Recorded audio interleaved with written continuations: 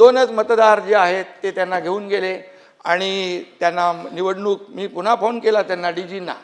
डीजी म्हणाले असं होणार नाही. मी बोलला होणार काय नाही, निवडणूक पूर्णपणे पार पडते तिकडे, निवडणूक पार पडल्यानंतर तुम्ही त्यांना सोडून काय उपयोग आहे. आणि मग निवडणूक पार पडली आणि त्यानंतर या सगळ्या, परंतु जी परिस्थिती निर्माण झाली महाराष्ट्रामध्ये, महाराष्ट्राच्या इतिहासामध्ये अशा प्रकारची परिस्थिती पहिल्यांदा आपण पाहिलेली आहे. कारण कुठल्याही परिस्थितीमध्ये अशा प्रकारची परिस्थिती मतदानापासून वंचित ठेवणं हे आतापर्यंत इतिहासामध्ये पहिल्यांदा आहे. आणि त्यामुळे मला जे माहिती होतं ते, आणि मी त्यांना फोन केले होते म्हणून मी तुमच्या निदर्शनास मी आणू.